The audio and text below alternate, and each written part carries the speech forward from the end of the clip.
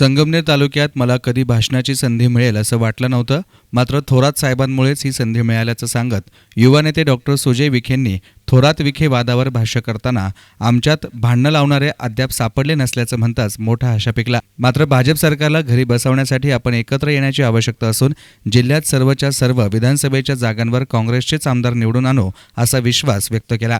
जनसंघर्ष यात्रेदरम्यान संगमनेर येथे आपल्या खास शैलीमध्ये सुजय विखेंनी सर्वांचं लक्ष वेधणारं असं भाषण केलं. संगमनेर तालुक्यामध्ये मला भाषण करायची संधी मिळेल असं मला कधी वाटलं नव्हतं. आज थोरात साहेबांच्या आशीर्वादाने ही संधी साहेब आपण मला दिली आणि काँग्रेसचं अधिकृत भाषण करायला इथं मिळालं याचा मला फार मनस्वी आनंद आहे. अनेक मान्यवर या ठिकाणी पक्षाच्या बाबतीत बोलणार आहेत. अनेक मान्यवरांचे या ठिकाणी भाषण झालेले आहेत.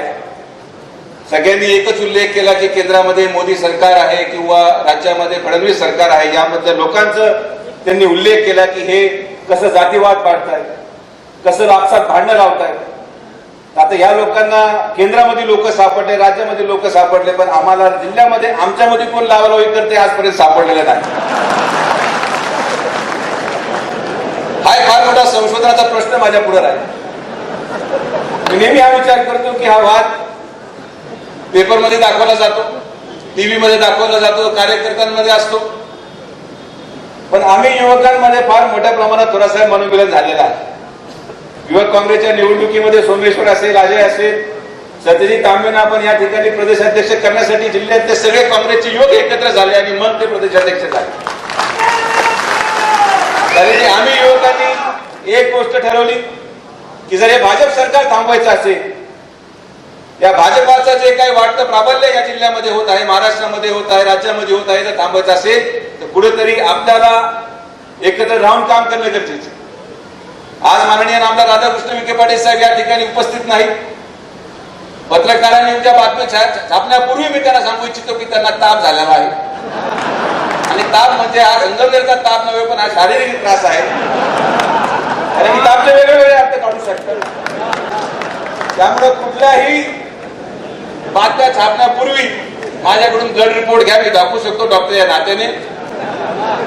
आणि मी ग्वाही देतो, या ठिकाणी मला बोलण्याची संधी मिळाली, मी ग्वाही देतो की यापुढे जिल्ह्यामध्ये चव्हाण साहेब आहेत, पृथ्वीराज चव्हाण साहेब आहेत, की महाराष्ट्राचं मी सांगू शकत नाही, मी फार लहान माणूस आहे, पण जिल्ह्यामध्ये आम्ही एकत्र काम करून सगळ्याच्या सगळे जागा काँग्रेसच्या आमदार या ठिकाणी निवडून आणू.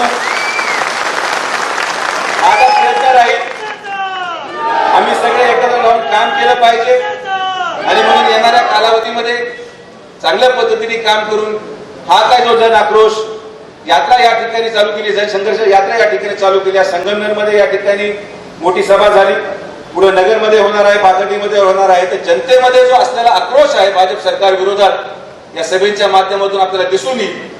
पण यापेक्षा महत्वाचं जिल्हा स्तरावर आपण सगळेजण एकत्र झालो पाहिजे, एकत्र भाजप विरोधात झालं पाहिजे. एकदा हे भाजपला आपण घरी बसू आणि मग नंतर आपलं चालू राहणार आहे, ते काही लवकर समजणार नाही. पुढे तरी आपण एकत्र येऊन भाजप सरकार थांबवण्याच्या दृष्टिकोनातून निर्णय घेतला पाहिजे.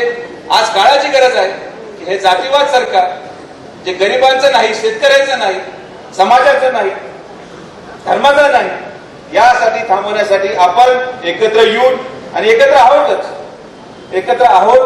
काँग्रेस पक्षाला चांगलं संधी पक्षाने केंद्राने सोनिया गांधीजी असतील, राहुल गांधीजी असतील, नेहमी नगर जिल्ह्याला थोरात साहेब असतील, विखे पाटील साहेब असतील, यांच्या माध्यमातून काँग्रेसला या जिल्ह्याला नेतृत्व मिळालं. यापुढे देखील एकत्र राहून या भाजप सरकारला थांबवण्याचं काम आम्ही एकत्रित करू, प्रामाणिकतेने करू, ही ग्वाही मी माझ्या वतीने या ठिकाणी देतो. मला संगमनेरमध्ये बोलायची संधी मिळाली. थोरात साहेब मला अनेक लोक बोलवतात, पण मी म्हटलं जोपर्यंत थोरात साहेब बोलायची संधी देणार नाही तोपर्यंत मी बोलणार नाही. आणि आज तुमच्या माध्यमातून मला संधी मिळाली. पुनश्च एकदा आपल्या सगळ्यांचे संयोजक समितीचे मनापासून आभार मानतो.